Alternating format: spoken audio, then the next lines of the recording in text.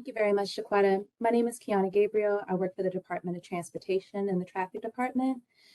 Today, we're going to be discussing some traffic calming and safety improvements for Moravia Road between Harcourt and Belair Road.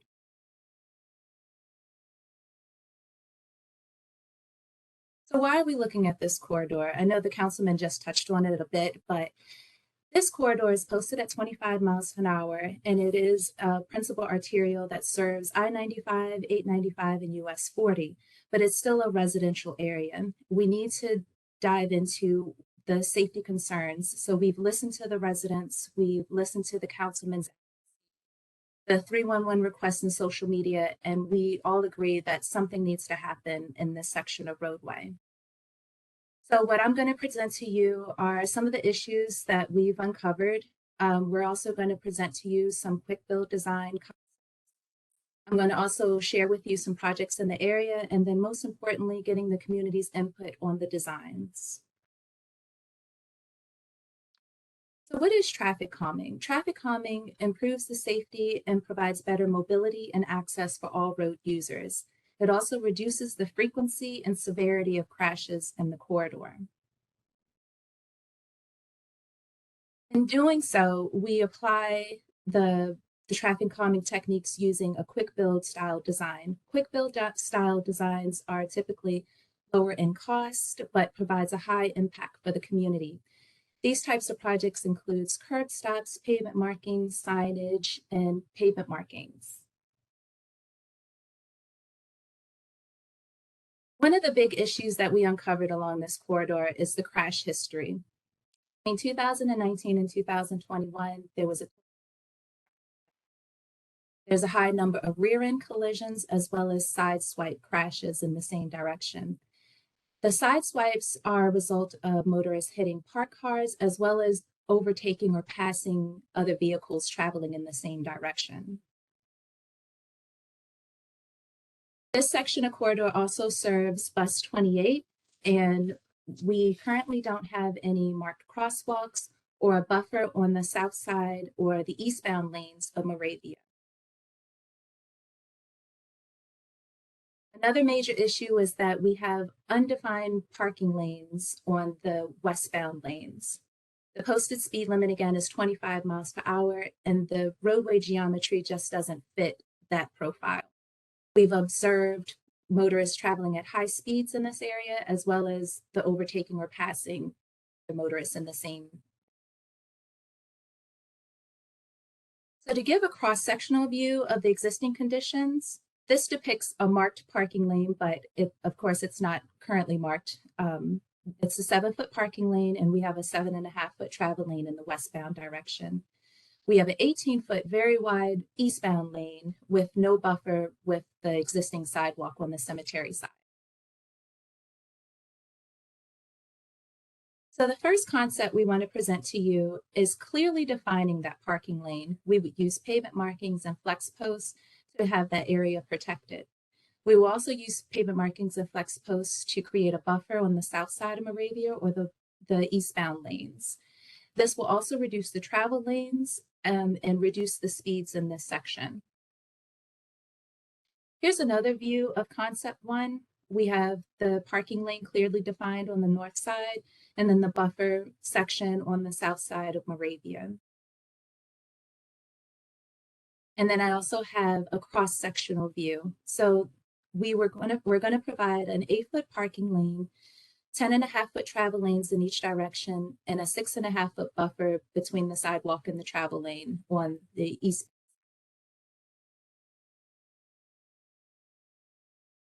The second concept we want to introduce is the idea of having a bike lane along this corridor. The bike lane would be on the westbound lanes or the north side of Moravia. We will also reduce the travel lanes to reduce the speed and create a buffer for the south side of Moravia or the eastbound lanes.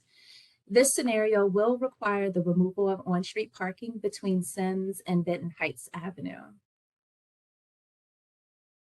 Here's another view of the concept. So we have the bike lane. It's highlighted in green more so for visual, but if this is a concept that is going to move forward, we would only have the bike symbol as the pavement marking. We wouldn't include We're going to include a buffer with the bike lane, and then we'll also have the buffer on the eastbound or the south side of Moravia. So here's the cross-sectional view of concept 2. So we're going to have a 5-foot bike lane, a 3-foot buffer, 10.5-foot travel lanes in each direction, and then we'll have a 6.5-foot buffer between the travel lane and the sidewalk on the eastbound side. So just to give you some more information of what's going on in the area, there is going to be resurfacing improvements at Moravia and Walker. They're also going to be upgrading the signal, adding an exclusive turn lane for each direction of Moravia. There's going to be curb bump outs, as well as upgrading the pedestrian signals and ramps at this intersection.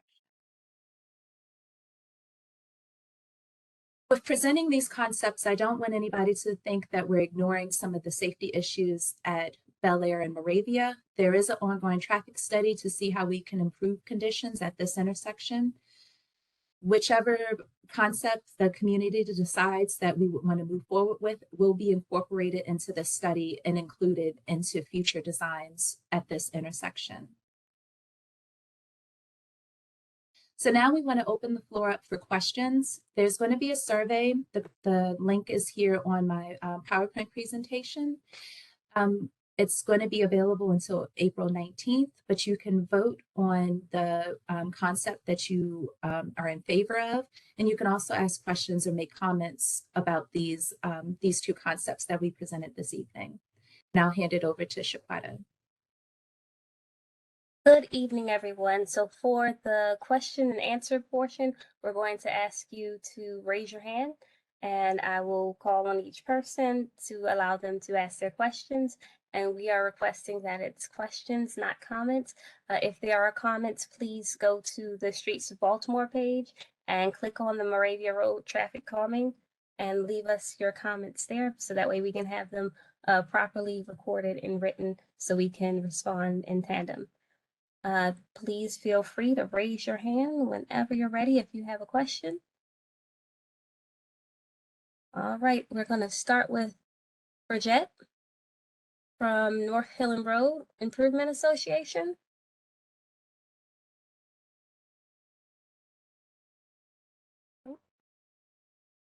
All right, you are unmuted. Thank you.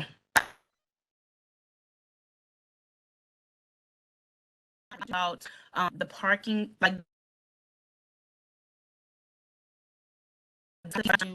they're put to make sure they're responding to the survey as well.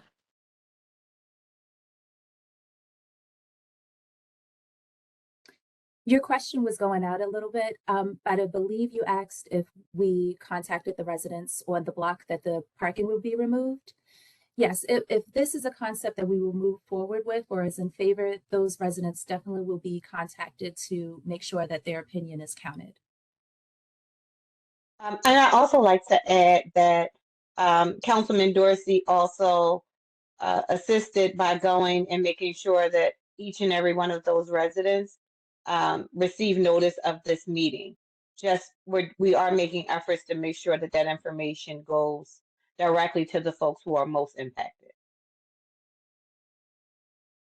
Thanks for that, Tarina. Yeah, my staff and I knocked every door in the 3800 block through the 4100 block a couple of weeks ago, and left them our contact information and notice about this meeting. We were contacted by, I think, maybe 9 or 10 people to make sure that they had the link for this meeting. Several of those people did let us know that they wouldn't be able to attend the meeting, but that they would look forward to getting a copy of the presentation afterwards for comments and for follow-up. But we are also just in direct contact with a number of people there. Councilman, next we have Cameron. You are unmuted. Awesome. Thank you so much. So both of the proposed plans are definitely good options. Given that speed is also a factor in sort of this section, what additional measures might y'all have to address speed specifically? So the reduction in the travel lane does give the illusion of it's you're supposed to drive a little bit slower. The open lane encourages you to travel a little bit faster, but shrinking down the lanes, you feel like you have to slow down. Other features on this roadway, I'm pretty sure you're probably thinking about a speed hump, but because this road is also used by a bus route and just emergency vehicles in general, it's not a good option. Definitely understood on the speed bumps. I live sort of in the neighborhood, so we have enough speed bumps. But what about like rumble strips or anything like that that wouldn't necessarily slow down but have more like sound related to them? Yes, rubble strips are a tool that we use to reduce speeds, but it would be more so noise pollution for those residents that are directly facing Moravia. It wouldn't be comfortable for them. Awesome. Thank you so much for that explanation.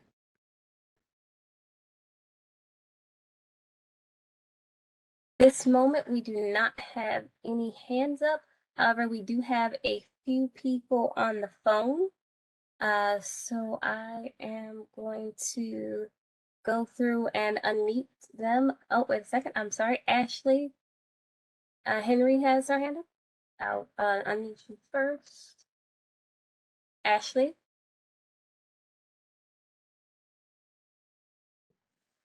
Good afternoon, Ashell. Quick I question. apologize. No worries. Quick question. So I know within both of the concepts it mentions, just one travel lane, eastbound and westbound. But how will it look as you approach the intersection on Belair Road? Because I think currently there's a turning lane there. So would both of the concept remove the turning lane, or will the turning lane still be present? The turning lane will still be there. Yes. When you get to Benton Heights, it almost transitions to the existing conditions. Because like I said, that we're still investigating the Belair intersection. So there's other changes that could be made in the future. But for these concepts, it's going to maintain the existing the existing left turn lane.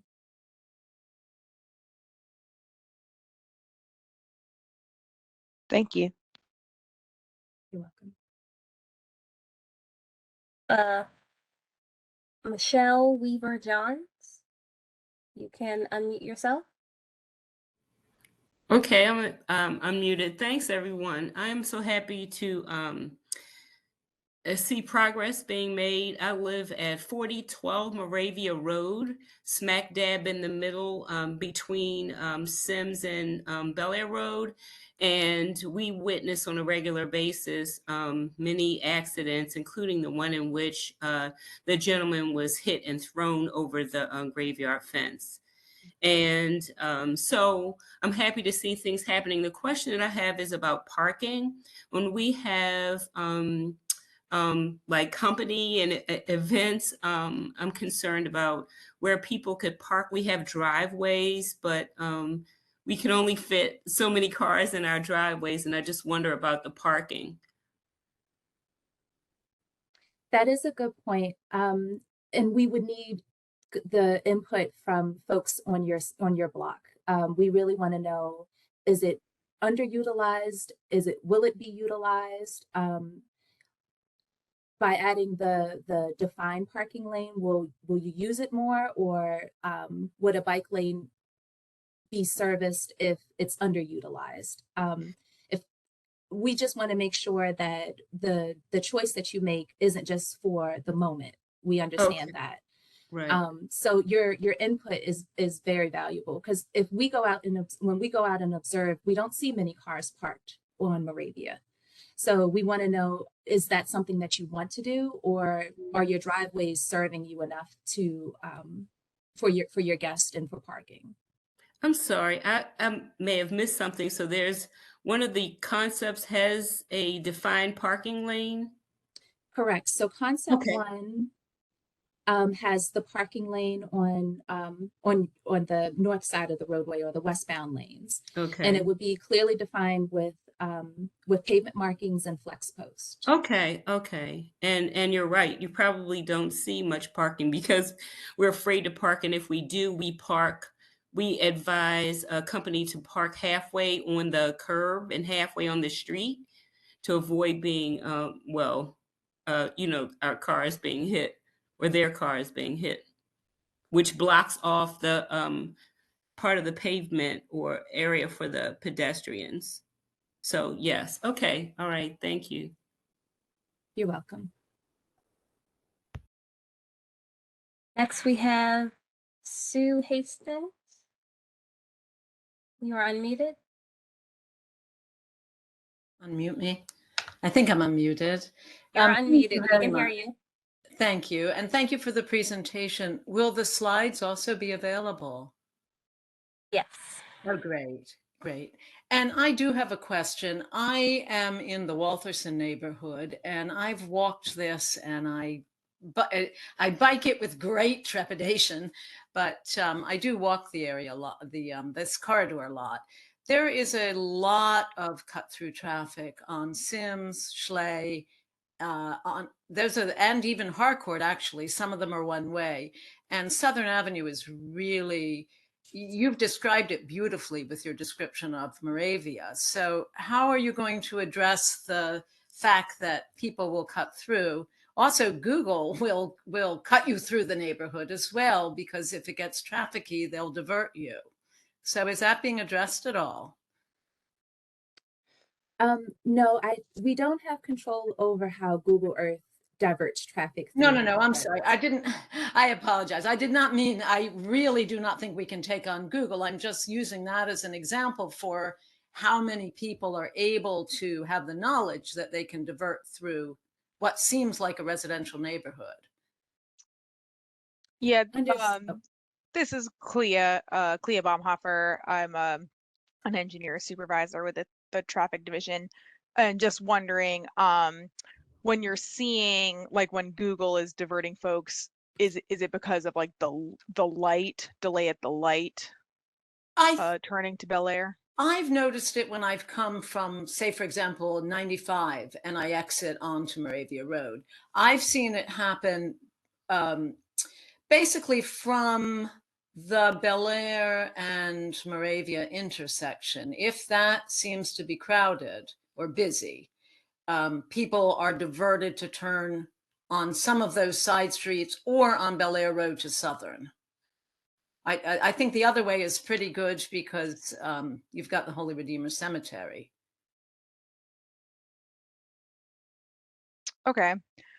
Yeah, I mean, I would say, so this project specifically is really, focused on safety and slowing speeds on that specific portion of Moravia.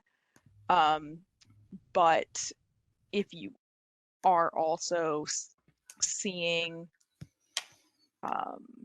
if you have additional concerns in the area, I would recommend submitting a 311 request, and then we could follow up on that. Like the cut through specifically would be like a little bit of a different approach than what we're looking at with this specific project. I'm sorry. Okay. I don't know how many 311 calls. I've made a few, but mostly because of danger situations or being harassed. But I know the communities of both Moravia Walther and Waltherson have, and I believe Beverly Hills as well because of Harcourt, have addressed this many, many times already to primarily Mr. Fleming. We understand their traffic studies going back at least 10 years, if not more. So how would you suggest addressing it this time round? Well, and this is Tarina Galloway. I'm the chief of engagement, and Jeffrey does work in my division. I just want to mention that Jeffrey no longer has this area.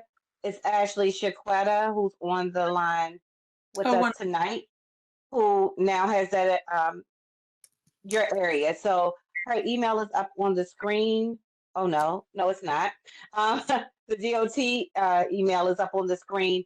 But if you want to send her a message, she can certainly follow up with you, Ms. Hastings. oh, And thank I'll you put very that in the chat now. much.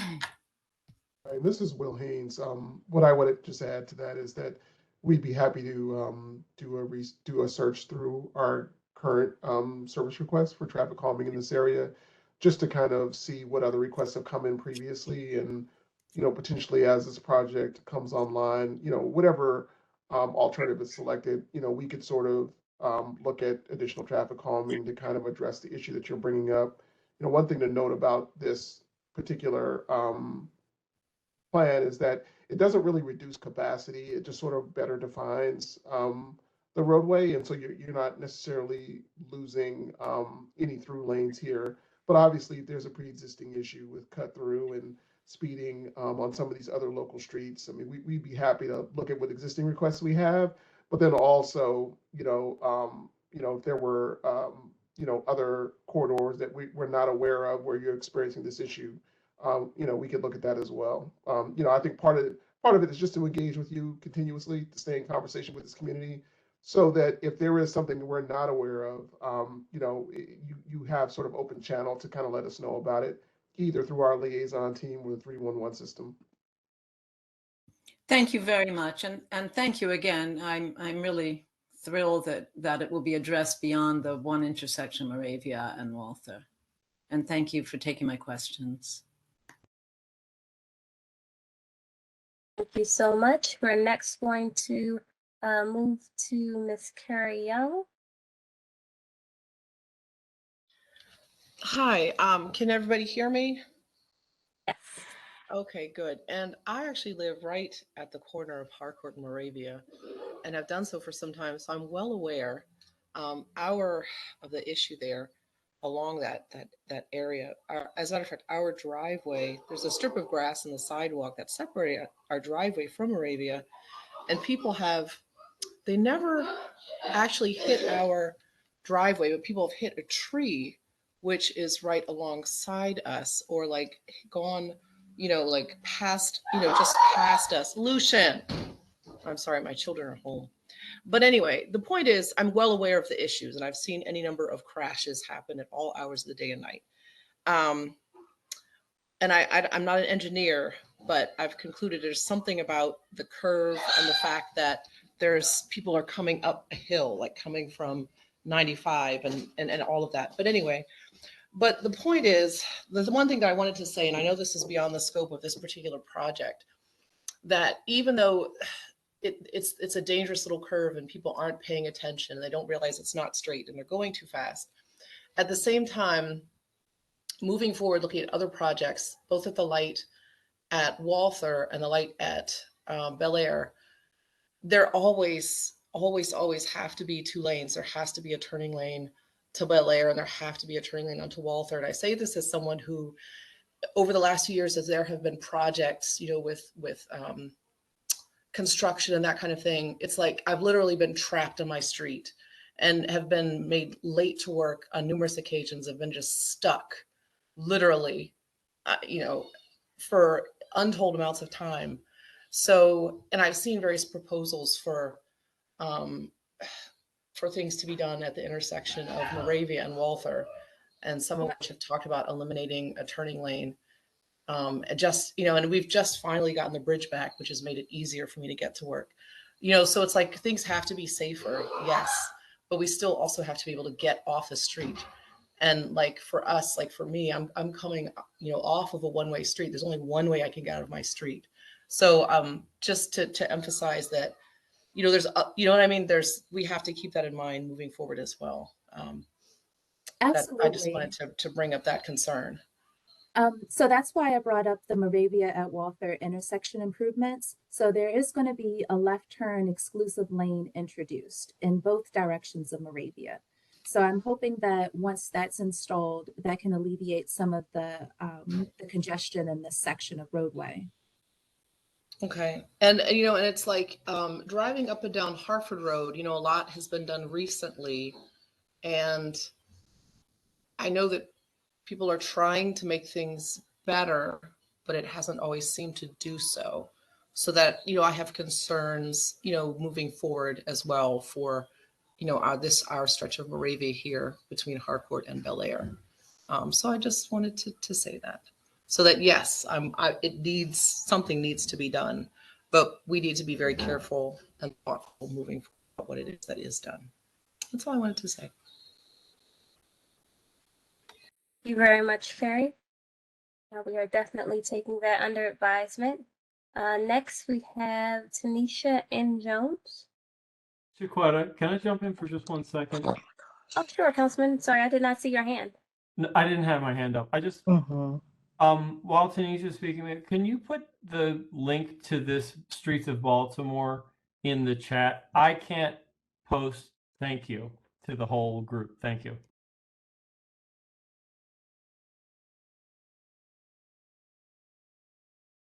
Okay. Hi, everyone. Good evening. I'm Tanisha Jones. I live in Moravia, Walther, and I'm also a board member of Moravia Walther Improvement Association.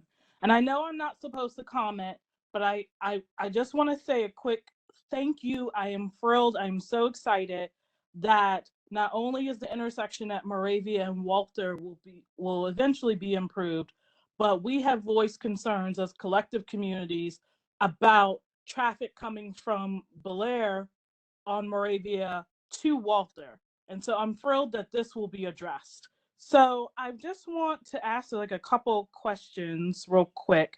Just like, so we have a new DOT liaison, and I know you said you put her email in the chat. I'm just not seeing it, but I might be having some technical issues with the chat as well. To me, I'll it looks put it like, back in there. okay, thank you. And then Sue took my question about the slides being shared. You will share those, correct? Will they be in PowerPoint or PDF? They will be in PDF. Okay. Will the link to the survey be clickable and linkable? I will ask that. I Okay. believe it will be. We've also put it on the streets of Baltimore.com. Okay, great. So that way you'll be able to find it. Okay. That was also put into the chat, that URL, Okay, for great. anyone on here tonight to access it. And I was Yeah, having I'm sorry, this Go is ahead. just to answer your question a little better. If you go to the Streets of Baltimore site for this project, not only will the presentation be uploaded, this recording of the meeting that we're in right now will be Oh, uploaded, perfect. and so will the comment survey. Okay, perfect. Thank you very much. And then lastly, if we as Moravia Walther and other communities or improvement associations are interested in entering into an MOU with DOT to do some streetscaping, say to make pedestrian crosswalks very visible, not just like visible on the street, but like visible like in the air with signage and just attention grabbing, like what we see on Hartford Road or like DC, the in Georgetown, the crosswalks are very, very visible. Like you have no choice but to stop. And other type of like streetscaping, like flower planters, maybe trees. How would we enter into an MOU with DOT on that? Or where could I get more information? So if you could just kindly reach out to Shaquetta, we can Okay, take great. those are several questions. Thank you. Sorry. And so no, we appreciate the enthusiasm. Just would like you to connect with Shaquetta and we can start to break that down and Okay, talk perfect. about what what's possible versus what's not, and just have some conversation. Okay, thank you very much. Have a good night. Absolutely. Checking again, I'm not seeing any more hands up. There are 3 individuals. Oh, Councilman Dorsey. Okay. Thanks. Tanisha, I just sent you, if you are able to find the chat on here, I just sent you a link to DOT's page for the community-led placemaking program, where you'll find information about that program and the application to engage with DOT over that. It is literally exactly what you are asking for. Okay, thank you.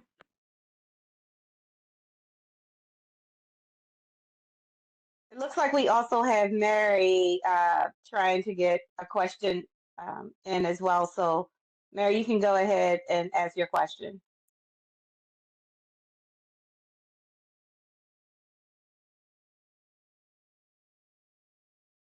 Ms. Budell?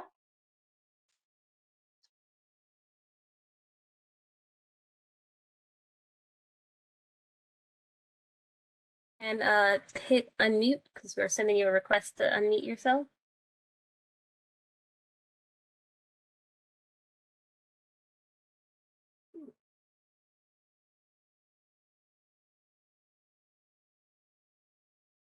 Hi, how's that? Much better. We can hear you. Okay, presently I'm Mary Budell from the Beverly Hills Improvement Association. Presently, cars going eastbound in the right lane, they kind of use it as a double lane. And the slower cars move to the right because we know that there are drivers who were impatient, who inadvertently use the rest of the lane to speed up to Belair Road. There's a lot of cutout. People cut out into the left lane and they pass everyone. My concern is that with one lane of traffic, I know people don't like flex post, but can something be done along the center lane to prevent cars from pulling out and passing other cars eastbound? So on the eastbound side, we're creating a buffer with the pavement markings and a hatching. It's Right. The diagonal pavement markings. Right. So we're going to try to create this area so it's basically like a curb that's coming out to Right. make sure that people stay in the single lane. I mean, it's 25 miles per hour. It shouldn't be two cars riding side by side. So the pavement markings will deter folks from trying to do that passing in the eastbound direction. I don't know. I just have a feeling that impatient drivers are going to cut out to the oncoming traffic and try to pull in again somewhere up ahead. So I really think that flex post or something along the center lane would be helpful to keep cars from cutting out and trying to go ahead 4 or 5 cars and then, try to squeeze back in. That's what they do now. But now with even slower traffic, I think people are going to get really frustrated and really be creative. I understand your concern. The goal is to slow the traffic down. The types of crashes that are occurring, folks can't travel at that speed. The current width in the eastbound direction is 18 feet. So Right. historically, it feels like an open road. So reducing that travel lane width will hopefully reduce the speed and try to change that driver behavior. Okay, yeah, well, we can do it, fix it, and then we'll see what happens, then move forward then. That sounds okay? With any Yeah, other this improvements is that be Clea. needed. I'll just say, right, obviously, so like a center line treatment would be fairly unusual, but you are correct. Like we will, sort of monitor how it's going, and I guess if there is a lot of aggressive passing still being observed, and we would consider some more treatments at that time if the initial calming isn't effective. Okay, and one more thing, I know that speed cameras are at schools, but is there any way of putting a speed camera on Moravia? Unfortunately, no, we're outside of the half-mile radius of Right. the schools. No, I understand. I'm just trying to think of something to curtail the speeding, even with the lane upgrades, just to keep speed down to a minimum. Yes, the history in this area does call for some type of treatment like that, but unfortunately, we can't at this time. Okay, that's fine. That's all I have. Thank you. I could just jump in. I think Kiana was referring, at least earlier, I know the concern was about crossing the center line, but also on the right side where the hatched area is. Correct me if I'm wrong, Kiana and Clea, but there were going to be some sort of soft treatments there as well, potentially flex posts or curb stops to sort of mitigate people passing on the right. Is that correct? That's correct. Okay. So I know that doesn't get specifically to the concern of the last contributor, but I just wanted to make sure that we covered that part of it as well. Okay, thank you.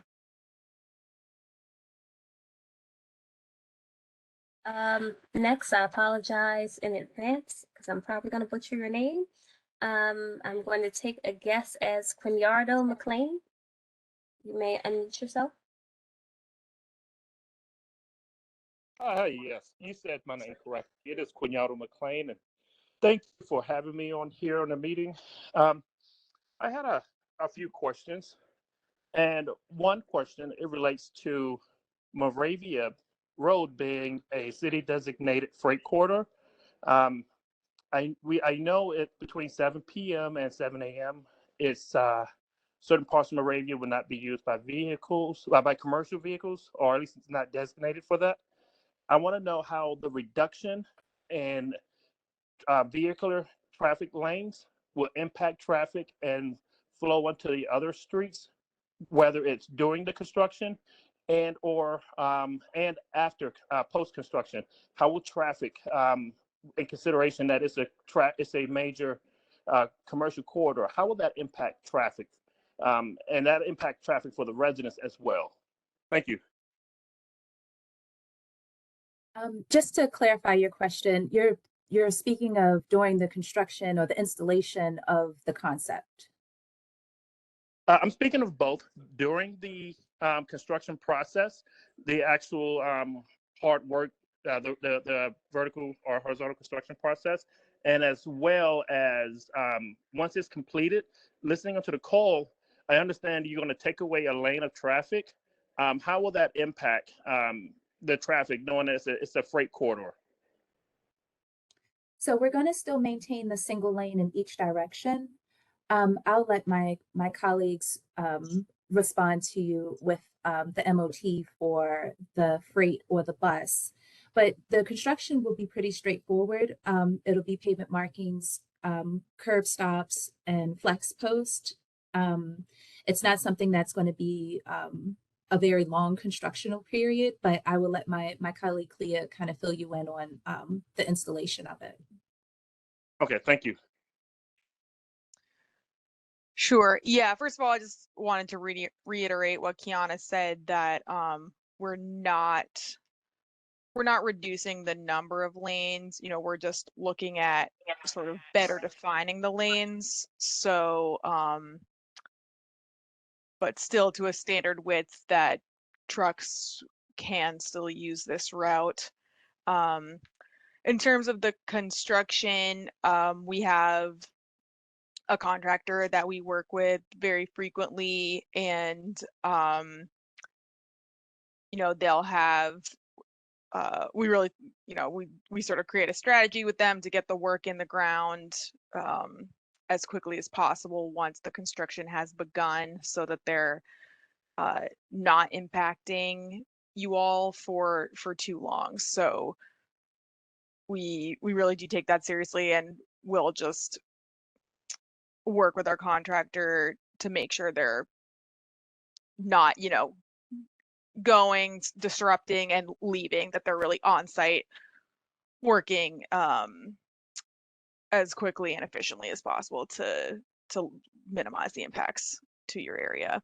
I guess the one other thing I'll note, the wall they're at Moravia, that construction is a little more extensive.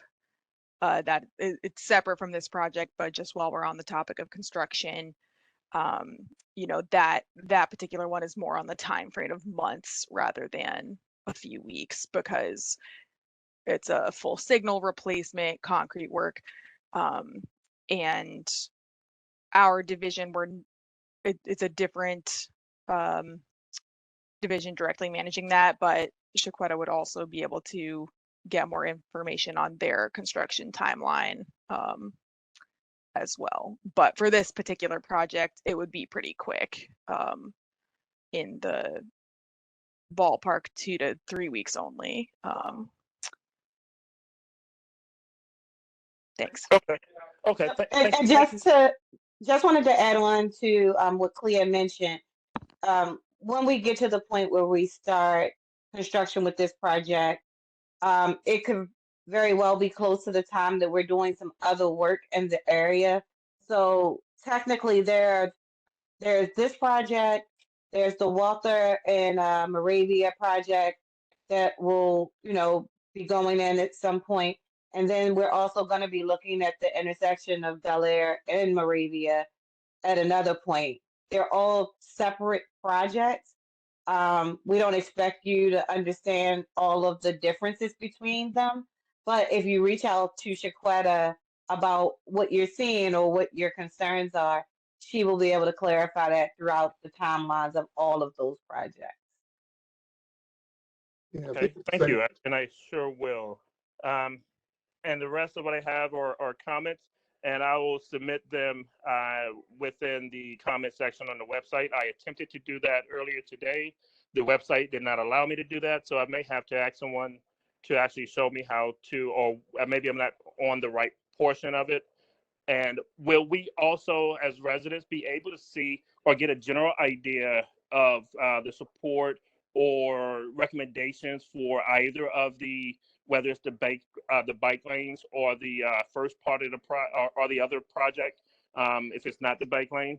Will we be able to see the sentiments of the residents and the other stakeholders, such as business owners or anyone else who may have an interest in this in the project here?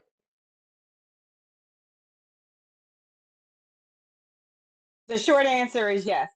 Once we get to the point where, we have this comment period, we gather all of that feedback. This is a pretty transparent process. We'll have all of that information that'll factor into the decision on which design is advanced. We'll go through that exercise with the councilman. We'll be sharing that information on the project page, which is up on the screen, again, streetsofbaltimore.com. And then also we'll be sending information out to the associations that we've reached out to invite to this meeting as well. So the information will definitely be available. Thank you very much. Thank you. And have a good day. And I'll just add, it's possible the survey wasn't live yet earlier today, so that's probably why it was not yet letting you submit feedback, but I believe it is now that we have given this presentation, it is live, so you should now be able to submit through this link. Thanks. And how long will the survey be live? Because I want to be able to let other people know about it. Until April 19th. Okay, April 19th. In the chat, there are two different websites. The first one is for the demographics for the attendees for this meeting, the Title VI involvement survey. And then the second one is the actual project website that takes you to the streets of Baltimore, so that you can find all of the information. This recording and the presentation will be up within 72 hours. There are 3 people on the phone. I'm going to unmute them and give them an opportunity, as they may have been waiting, but unfortunately, we don't know until we try. I am unmuting the line that starts with 410 and ends with 88. If you have any comments, please feel free.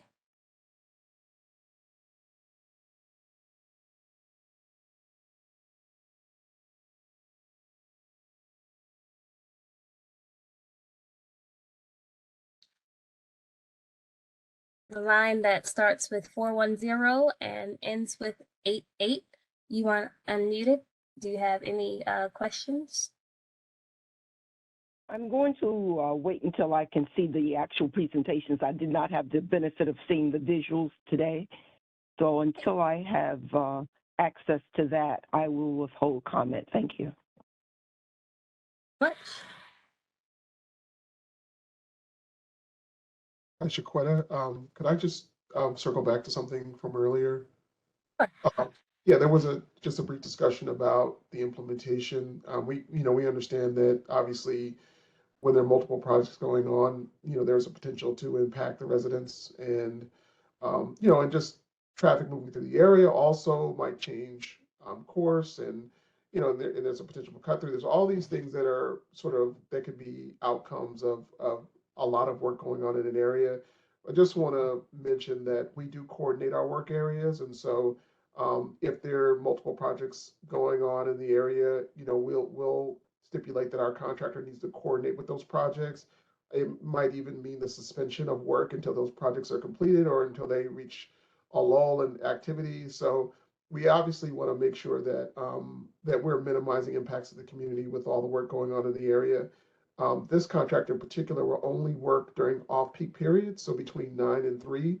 So they won't be working out there during the AM rush hour or the PM rush hour where traffic is heavier, and you can see some of those residual impacts of congestion due to work zones being active. So I just wanted to reiterate that and also mention that the public notice for work that's going to be happening will also flow through our liaison team to the community, as well as typically we'll put sort of those electronic message boards in the field. We call them PVMSs or PCMSs, but those will also advise of work in advance of construction or installation beginning, so the community is aware. Not only the community, but also the folks that travel through there who may not be immediate to this community are aware that work is going to be ongoing. That kind of advance notice often leads to people choosing another route. It can have an impact of diverting at least some percentage of the traffic to other areas in an attempt to avoid any kind of work activity that's going on. So just wanted to mention those specific things about maintenance of traffic during installation.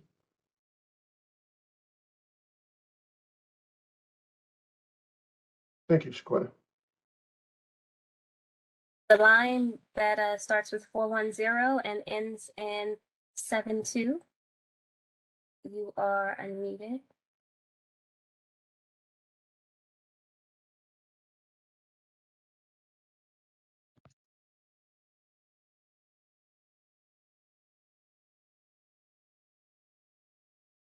That's the line that begins with 410 and ends with 72. Do you have any questions?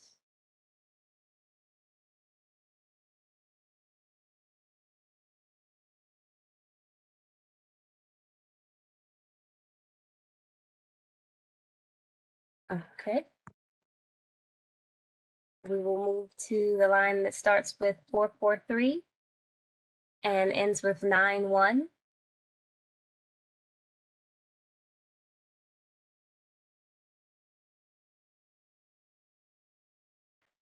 Hello? Hello? Oh, all right. So this is the 410 and ending in 72? Yes, ma'am. We can hear you. Yes. Yes. I just have several comments. I don't live in that exact area that you're working in or trying to design something in, but my question is, when you do these projects, do you take in consideration when you're taking away people's parking in front of their homes or in front of businesses? And I say that because Harcourt Road, I travel up and down there a lot. And it's like there were businesses that I would stop in, small business, but now I can't park there. Even the church, the library, So do they try to, are people not complaining about their homes, even just above 32nd Street? All those homes on the right side of the street, like all of that is like blocked off.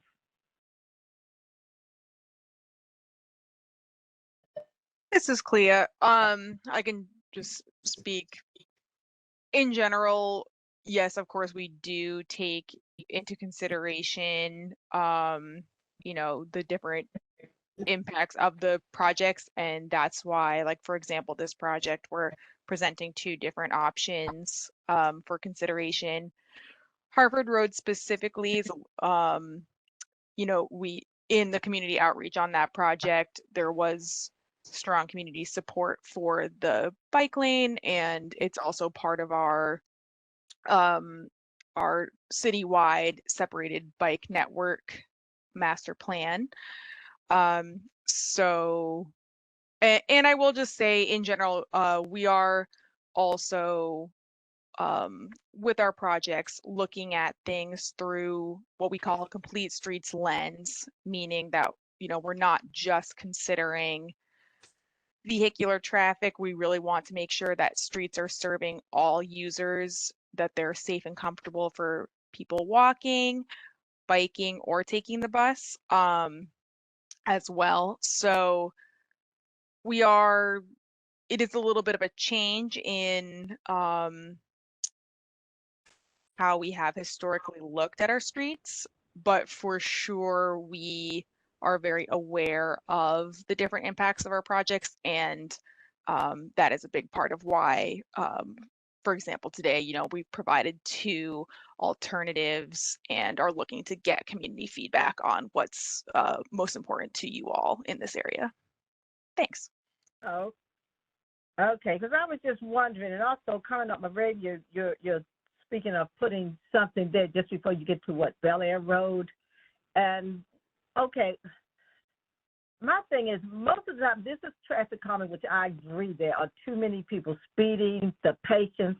But actually, to me, I feel like it's really making people more impatient, like where a street may have been 2 lanes before, where at least they could get in that other lane and go by. But now, like saying Harcourt Road, you're sitting in all this backed up traffic from Eccledale all the way up, where before you could at least go around. I'm just wondering, I've heard really a lot of complaints, and not just me, like, why do they do it this way? As a matter of fact, a young man who lives on the corner of Eccledale and Harcourt, where he would park his car as he turns the corner. He can't park there anymore. The flex poles are there. So he has a small car, and he pulls alongside those flex poles. I'm like, why would they put those poles there on the side of his home where he can't park? I think my biggest concern is the parking and parking in front of homes and businesses, and traffic being really, it slows it, but it's more backed up, than ever before. And that's just my comment. And I just wonder, if they ever think about that, or do the people in the homes ever complain? And if they did, would they be able to remove those? Yeah, I would just, I think you raise valid concerns. I think that that's part of what this process is about, is kind of, as Clea was saying, and as Kiana mentioned earlier, working with communities to determine what your priorities are, and sort of whether or not we could strike a balance between vehicular traffic, but then also accommodating pedestrians and cyclists and transit. So no, I understand. I mean, some of those businesses, particularly along Belair and Harvard, they rely on sort of short-term parking, whether, you're going in to get your dry cleaning, or you're going to get your coffee or your bagel. They sort of rely on that parking for their own viability. And so we're acutely aware of that, how these types of projects impact businesses and residents. But then we're also trying to counterbalance that with safety measures, creating visibility at intersections so that people can see if cars are coming in either conflicting direction, slowing traffic as they turn corners to protect pedestrians, shortening the crossing distance for pedestrians to minimize the amount of time they're exposed to vehicular traffic. So there are all these sort of competing priorities. As Clea mentioned, Complete Streets is our mandate, and we really, really want to focus on creating more access and safer streets for pedestrians and cyclists. But I think you raise, that is the $1 million question, is, what is the right balance? And it's something we kind of deal with constantly. Meeting with communities like this, that is also a big part of us understanding the context of the decisions we're making, to make sure that, hey, are we adversely impacting this community? Obviously, we want to present an option that shows kind of, okay, well, this is one way we can go. But then, obviously, because you are not only affected, but impacted by a project on this corridor, if you live on the street, we certainly want to make sure that we have consensus with these residents before we make a decision. So, that's my soapbox speech about that. I realize it's a difficult issue to navigate, but that's why we're here. Okay, well, I just wanted to get my point across. Like I said, and actually, I'm from the Gardenville neighborhood, and I learned of this meeting from the last Gardenville neighborhood association meeting, and I was real interested in it because I just really have a great concern for some of the different things that the traffic calming does, not just to the traffic, but to people who live and work in the area. So. No, we appreciate that and respect that as somebody who lives and either works in or around this community. So thank you for sharing that. Okay, thank you. Could I have your name for your comment if you're okay with your name being in our public record? My name is Joanne Wells. I appreciate it. And I'm in that area all the time because I'm a faithful walker out Lake Montebello. So I'm traveling up and down Harcourt Road all the time. So wonderful. Thank you so much for your feedback, Ms. Wells. Thank you. You're welcome. We're going to go back and try for the number that starts with 443 and ends in 91. If you have a comment.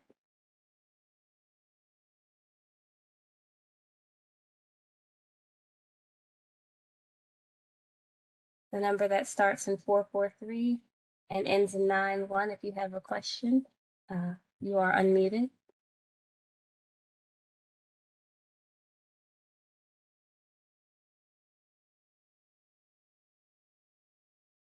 And we have one last phone number after that one.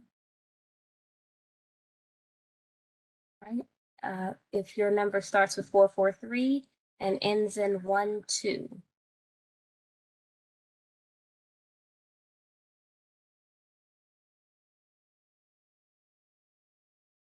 And once again, if your number starts with 443 and ends in 12 and you're on the phone, you are unmuted.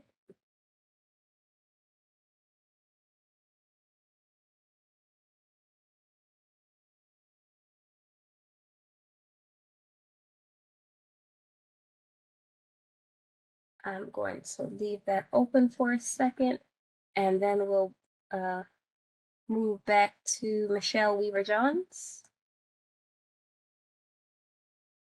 Hello again, everybody.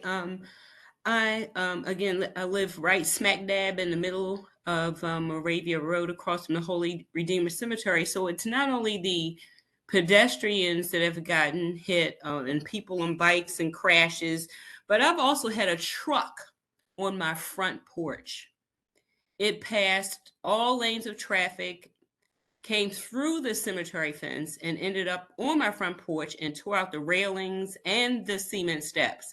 So, and my next door neighbor, she isn't here today, but we both had cars overturned on our front lawns.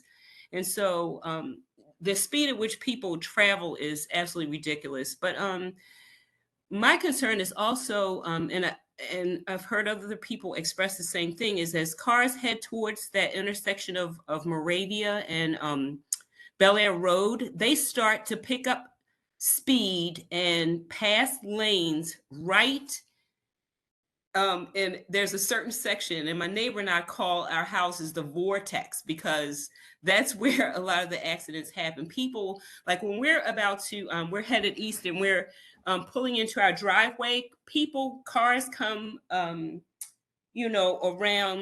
to ongoing traffic. So we have to be very careful when we're pulling into our driveways so that we aren't hit.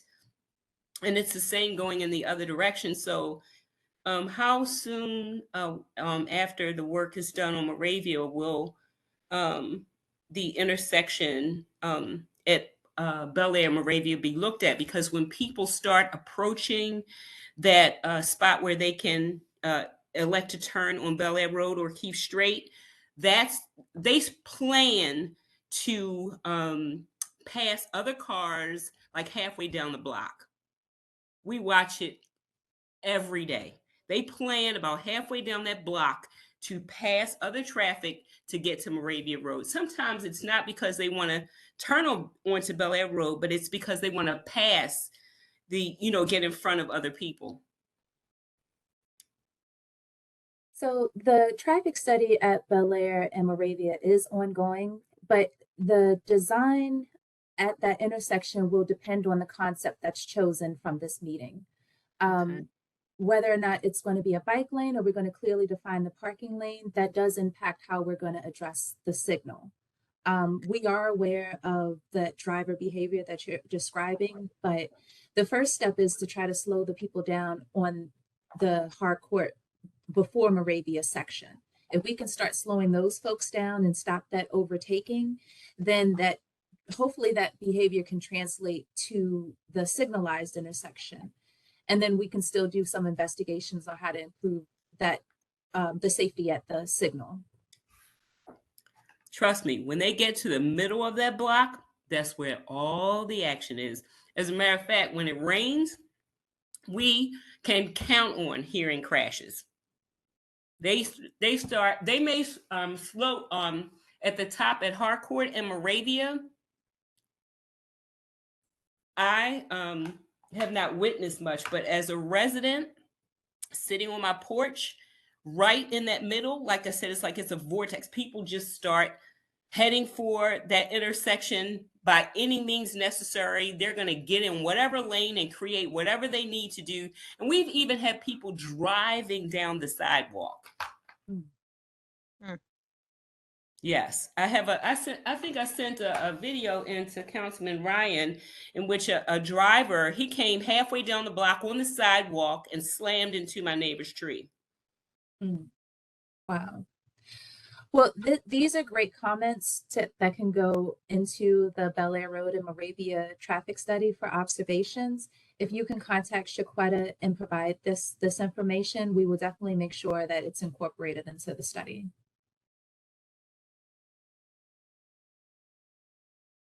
So much. And the last hand I see up is Ms. Mary Goodell. I think this will be the last question. Hi, can you hear me? Hello? Yes. Hi, my question is about the red light at Belair Road and Moravia in particular, eastbound. Is there something that can be done? Because as Joan said, cars pull out. A lot of cars pull out of the driving lane and they go up the left turn lane and push their way back into the right lane, the forward moving lane. This is very dangerous. Is it possible that when the left turn lane has a dedicated left turn before the eastbound flow starts, is it possible that the left turn light be red when the ongoing traffic is moving? That would keep cars from flying out of the left, into the left turn lane and back into the flow lane.